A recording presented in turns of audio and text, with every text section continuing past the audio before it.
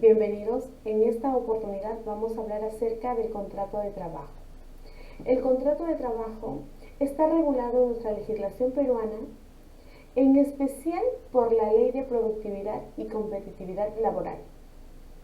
En ese sentido podemos indicar que el contrato de trabajo es el acuerdo de voluntades entre el empleador y el trabajador. El trabajador, por su parte, le brindará al empleador servicios personales y subordinados, quien a cambio le retribuirá con una remuneración de acuerdo a ley. Estos contratos de trabajo se pueden dar de forma oral y de forma escrita, excepto los contratos bajo modalidad, que necesariamente sí deben ser de forma escrita. El contrato de trabajo cuenta con 3 elementos esenciales. Tenemos la prestación personal de servicio, la remuneración y la subordinación. Por su parte, la prestación personal de servicio quiere decir que es la prestación de trabajo de manera personalísima, que no puede ser delegado a un tercero. En este elemento encontramos 2 formas de trabajo: el trabajo manual y el trabajo intelectual. El trabajo manual es de forma directa o también que se puede dar a través de instrumentos. Y el trabajo intelectual es el ejercicio mental, ya sea para la creación de sistemas, la creación de ideas o la creación de programas, entre otros. Como segundo elemento esencial tenemos la subordinación. La subordinación viene a ser la facultad que tiene el empleador para conducir la actividad del trabajador dentro del centro de trabajo. Este elemento es consustancial, puesto que ayuda a determinar la existencia de una relación laboral. Por otro lado, se expresa por medio de 2 aspectos. En primer lugar, la sujeción del trabajador, y como segundo tenemos el poder de dirección por parte del empleador. Como tercer elemento esencial tenemos la remuneración. La remuneración es la contraprestación por el trabajo efectuado. Se materializa con el íntegro que percibe el trabajador a cambio de los servicios brindados. En este punto existen 2 criterios para determinar el monto de la remuneración.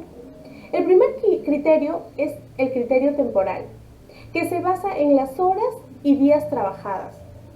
Y por el otro lado tenemos el criterio de rendimiento, específicamente en los casos que trabajan bajo comisiones y también bajo destajos. Es importante resaltar que la remuneración tiene el primer rango de prioridad por parte del empleador. Es decir, si el empleador tiene diferentes responsabilidades, como prioridad es la remuneración para su trabajador. En el Perú existen 3 tipos de contratos: los contratos indeterminados, los contratos a tiempo parcial y los contratos modales. Entre las características de los contratos indeterminados destacan que son considerados los mejores, puesto que brindan mayor estabilidad laboral. Se pueden celebrar de forma oral o escrita, tienen una fecha de inicio, pero no de cese, por lo que para que se resuelva el vínculo laboral es necesario que ambas partes se pongan de acuerdo o en su defecto una de ellas quiera disolver el vínculo. Por su parte, los contratos a tiempo parcial deben celebrarse por escrito y establecen que el trabajador puede laborar un máximo de 27 horas a la semana. A su vez, de acuerdo con el artículo 53 del TUO de la Ley de Productividad y Competitividad Laboral, los contratos de trabajo sujetos a modalidad pueden celebrarse cuando así lo requieran las necesidades del mercado, por una mayor producción de la empresa, o cuando así lo exija la naturaleza temporal o accidental de los servicios que se van a prestar o las obras que se van a ejecutar, a excepción de los contratos de trabajo intermitentes, que por su naturaleza pueden ser permanentes. Los contratos modales se subdividen en contratos de naturaleza temporal, accidental y por obra o servicio específico. Por inicio o incremento de actividades están regulados en el artículo 57, tienen una duración máxima de 3 años. Su celebración está motivada por el inicio de actividades productivas, por la inauguración de nuevos mercados o establecimientos o por el incremento de las actividades ya existentes dentro de la misma empresa. Un ejemplo, la apertura de una nueva sucursal. Por necesidades de mercado regulados en el artículo 58, tienen una duración máxima de 5 años, se celebran por el incremento coyuntural de la producción que obedece a factores temporales e imprevisibles.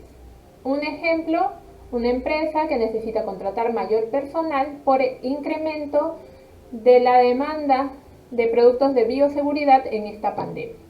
Por reconversión empresarial reguladas en el artículo 59 tienen una duración máxima de 2 años, se celebran por la sustitución, ampliación o modificación de las actividades desarrolladas en la empresa, en general de carácter tecnológico, en equipos, instalaciones o maquinarias. Un ejemplo, una fábrica que cambia los equipos de envase y contrata a un experto para que capacite al resto del personal.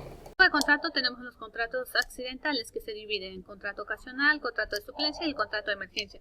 El contrato ocasional lo encontramos en el artículo 60, nos dice que es aquel celebrado para atender necesidades transitorias distintas a la actividad habitual de un centro de trabajo.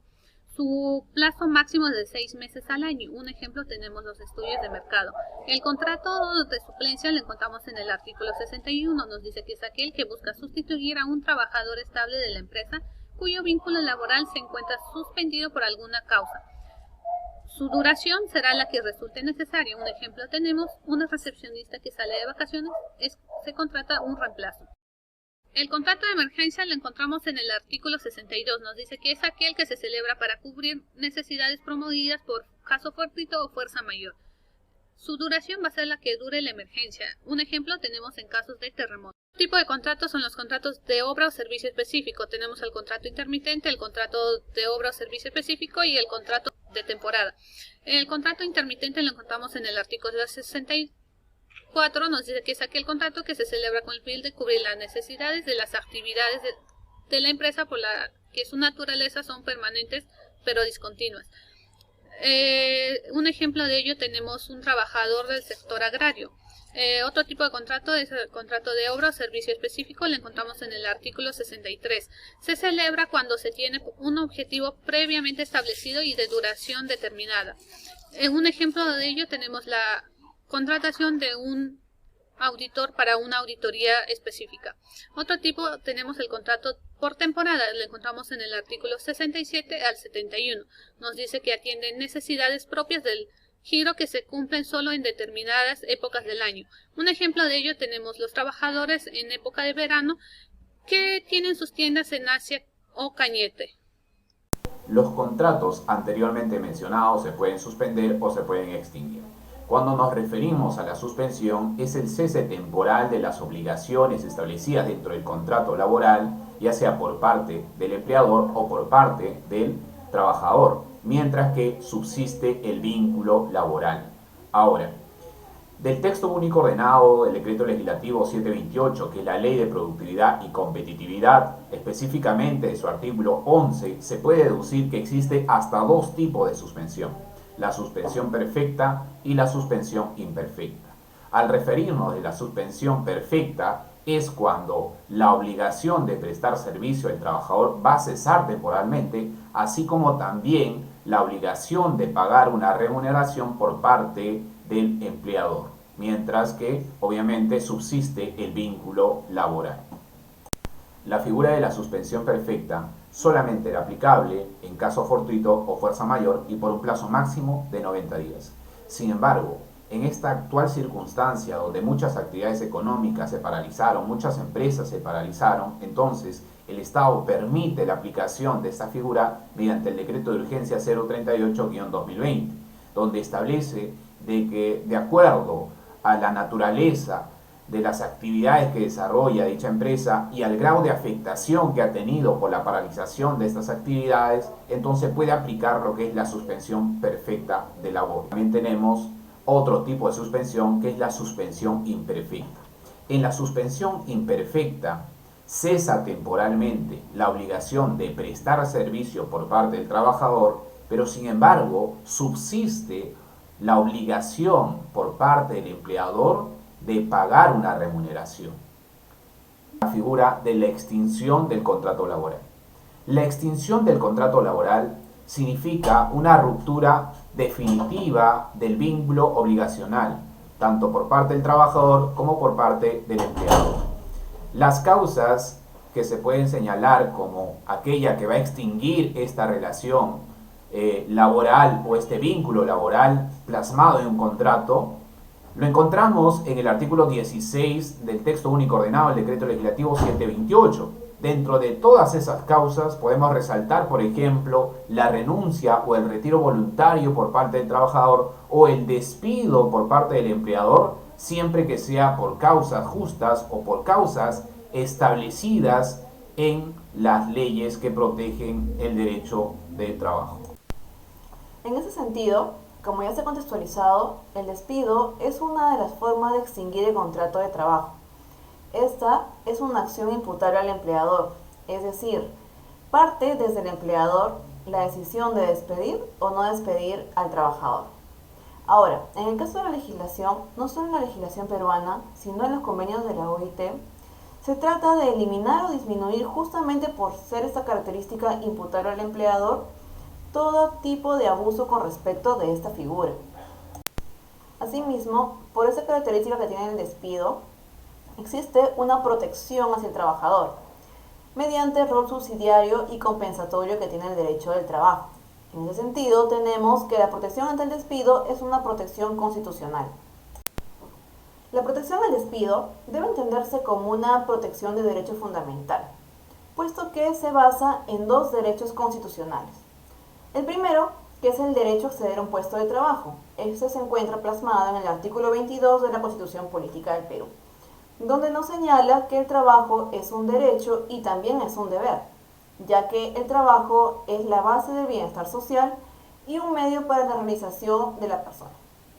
El segundo derecho se encuentra estipulado en el artículo 27 del mismo cuerpo normativo, que nos habla acerca del despido, o sea, más específicamente, al no ser despedido sino por una causa justa. Cuando se refiere a una causa justa, nos exige que deba estar prevista en la ley. Ante esto, ¿qué es lo que deben tener en cuenta las personas que han perdido sus empleos formales? En primer lugar, que el despido se diera por una causa justa. Y en segundo lugar, que el trabajador desvinculado, cualquiera fuera la razón, tiene derecho a una liquidación de beneficios sociales, que son los que se han generado hasta la fecha de término de su relación laboral. Entre estos beneficios se encuentran: 1. Las remuneraciones de los empleados hasta la fecha del cese del trabajo. 2. Un proporcional de la gratificación del periodo que corresponda. 3. El depósito de una parte de la CTS. Y 4. El pago de las vacaciones pendientes de goce. Para finalizar esta ponencia, queremos compartir con ustedes la frase del célebre cirujano francés Victor Pauchet, que nos menciona: el trabajo más productivo es aquel que sale de un hombre contento. Gracias por su atención.